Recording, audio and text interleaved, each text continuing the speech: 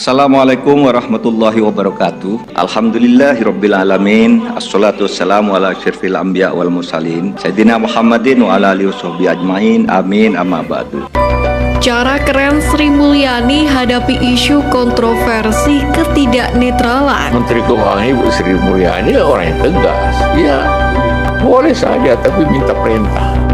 Memang secara legal formal statement dari presiden itu tidak menjadi persoalan karena memang itu sesuatu yang sifatnya bahasa Mas Awi normatif. Tetapi memang dalam praktiknya ada beberapa hal yang kemudian perlu diantisipasi.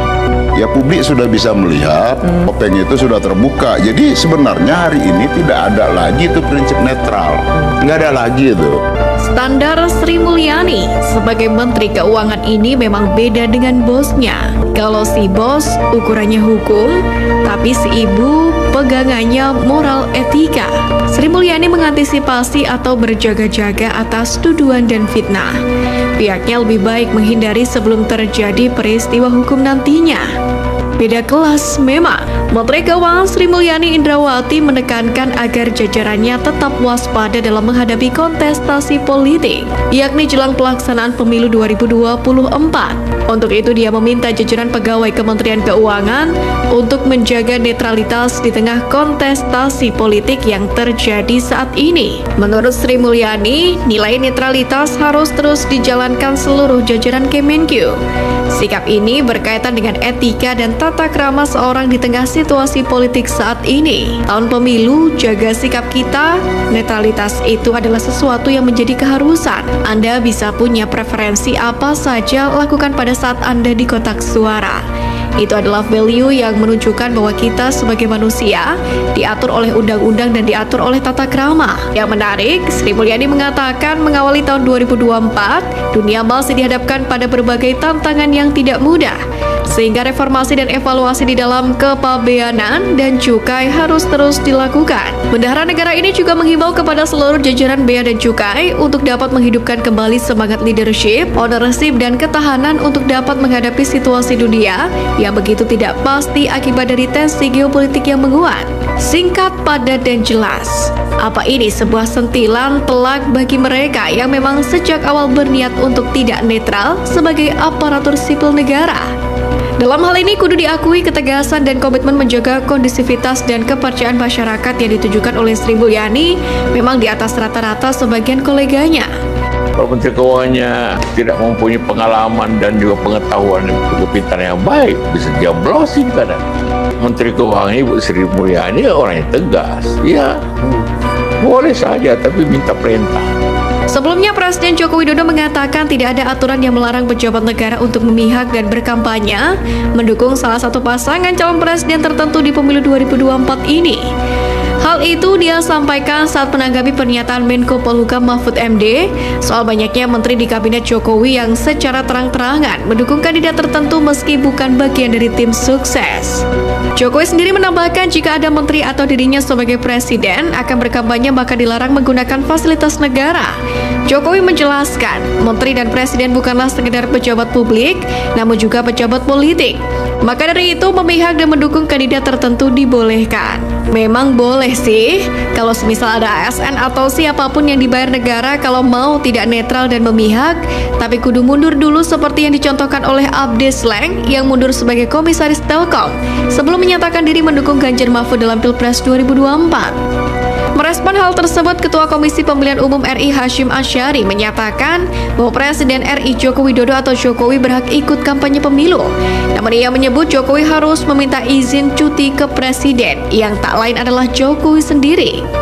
Hashim mengatakan Jokowi berhak ikut kampanye sesuai norma yang diatur dalam Undang-Undang Nomor 7 Tahun 2017 tentang Pemilu. Selain harus mengajukan cuti terlebih dahulu, Presiden juga dilarang memanfaatkan fasilitas negara. Pasal 299 UU Pemilu mengatur bahwa Presiden juga memiliki hak berkampanye. Pasal 281 ayat 1 menyatakan, saat berkampanye, Presiden dilarang menggunakan fasilitas dalam jabatannya, kecuali fasilitas pengamanan bagi pejabat negara dan harus cuti di luar tanggungan negara. Ini Pilpres kok semakin lucu sepanjang sejarah. KPU memberi saran Presiden yang berhak ikut kampanye tapi harus harus izin presiden terlebih dahulu. Sudut pandang pikir ini momen-momen krusial yang harus dijaga. Seharusnya ada penyejuk dalam kehangatan kontestasi, jangan malah tambah asupan pemanas. Sementara di lain sisi, pakar hukum tata negara dari Universitas Gadjah Mada atau UGM Yance Arizona mengkritisi pernyataan Presiden Joko Widodo, yakni soal kepala negara boleh ikut kampanye dan memihak. Yance menegaskan bahwa presiden berbakti pada nusa dan bangsa, bukan untuk anak dan keluarga. Yance mengatakan bahwa tidak bisa memisahkan presiden sebagai pejabat negara dan aktor politik. Kesimpulannya, semoga Ibu Sri Mulyani tetap amanah menjaga kepercayaan dan netralitas sampai pemilu 2024 selesai ya. Tapi kalau mau mundur karena perbedaan prinsip dengan RI 1 yang tidak bisa ditemukan solusinya, ya apa boleh buat. Ini tahun politik. Dalam UU Pemilu 2017, presiden boleh memihak dan berkampanye, tapi netral tidak diatur. Banyak analis politik mengatakan partai Bansos lah yang dengan pasti akan memenangkan pemilu dan Pilpres 2024 ini. Semuanya sudah dirancang lama dengan mengubah UU Pemilu 2017 yang antara lain membolehkan presiden memihak dan berkampanye. Atau ini hanya teknik menahan di puncak?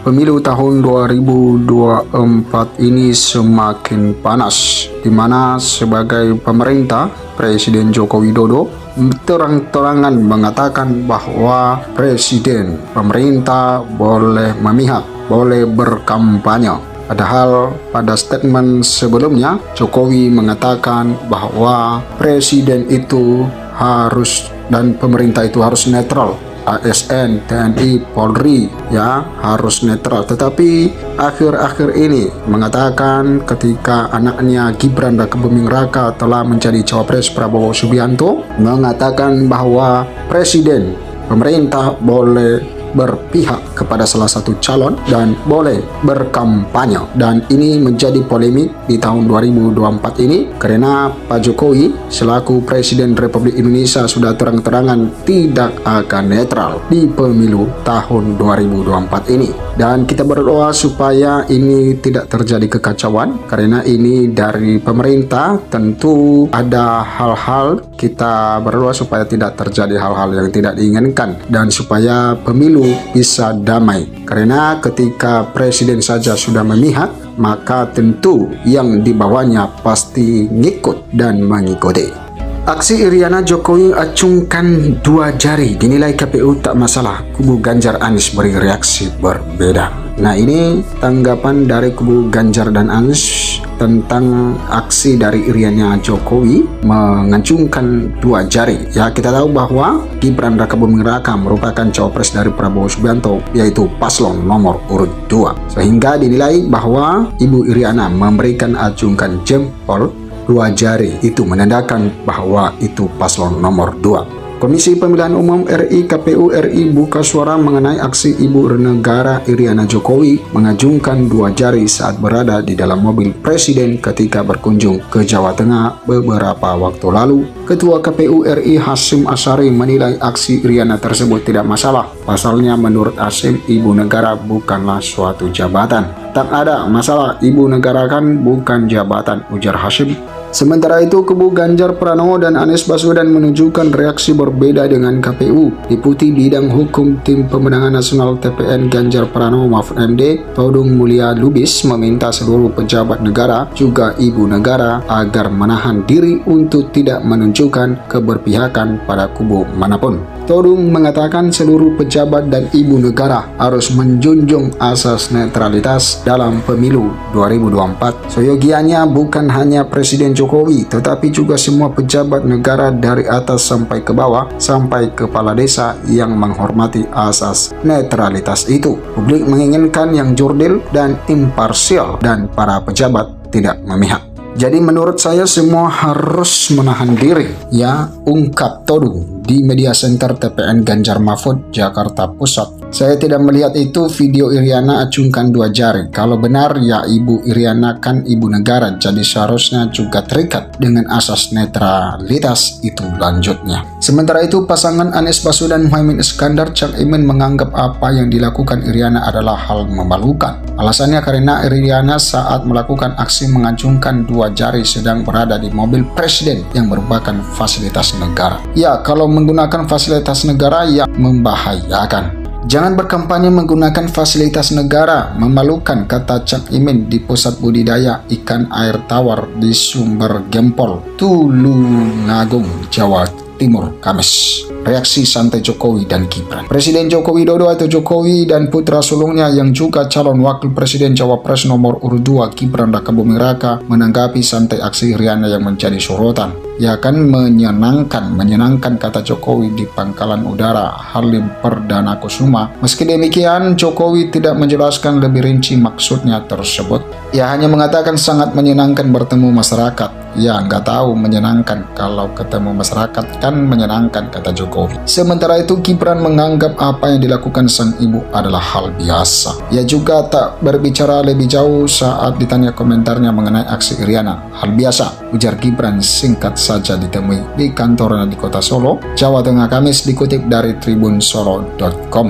Diketahui video Iriana mengacungkan 2 jari saat mendampingi Jokowi kunjungan kerja salah viral. Aksi Iriana itu dianggap sebagai petunjuk keberpihakannya pada pasangan calon paslon nomor urut 2 Prabowo Subianto Gibran Raka Buming Raka. Sebelumnya Jokowi juga sempat menuai kritik setelah menyatakan bahwa presiden dan menteri boleh memihak dan ikut kampanye dalam pemilu 2024. Menurut Jokowi, presiden dan menteri juga memiliki hak politik dan hak demokrasi. Hak demokrasi, hak politik setiap orang, setiap menteri sama saja, kata Jokowi. Presiden itu boleh lo kampanye, boleh memihak, boleh. Oleh kita ini pejabat publik sekaligus pejabat politik, masa gini gak boleh gitu, gak boleh. Boleh, menteri juga boleh, lanjut dia. Menurut Jokowi yang paling penting adalah saat berkampanye tidak menggunakan fasilitas negara. Itu saja yang mengatur, itu hanya tidak boleh menggunakan fasilitas negara, pungkasnya. Nah teman-teman, itu tentang yang polemik yang terjadi di tahun 2024 ini karena sudah dimulai dari pemerintah pusat, yaitu selaku presiden tidak akan netral di dalam pemilu dan terang-terangan akan memihak kepada salah satu calon. Kita berharap supaya pemilu bisa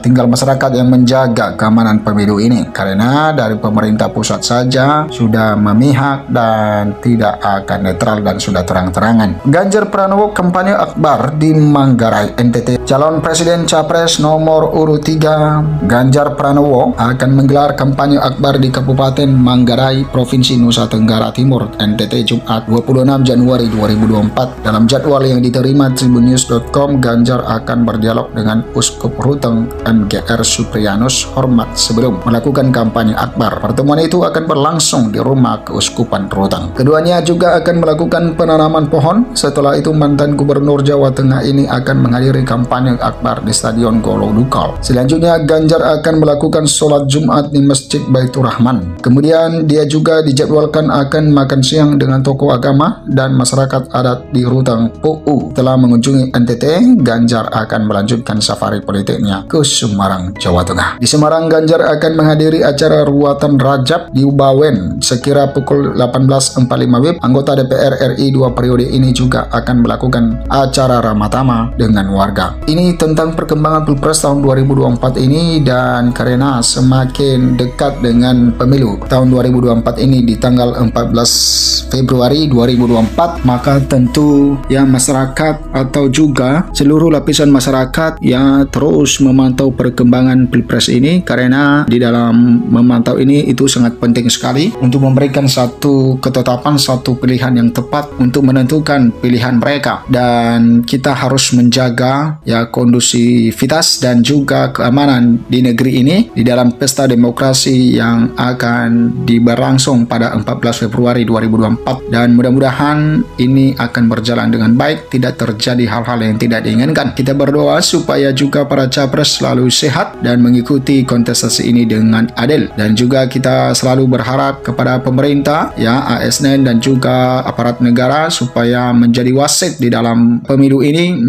menjaga netralitas mereka dan supaya mereka menjadi teladan bagi masyarakat, supaya masyarakat ya dalam memberikan satu pilihan dan siapa nanti yang terpilih menjadi presiden, yang masyarakat bisa menerima yang terpilih itu, sehingga negara kita menjadi negara yang sangat disegani di dunia. Semoga Allah senantiasa menuntun kita di jalan yang diridhoinya. Aku qouli hadza, astaghfirullah li wa lakum. Wassalamualaikum warahmatullahi wabarakatuh. kasih.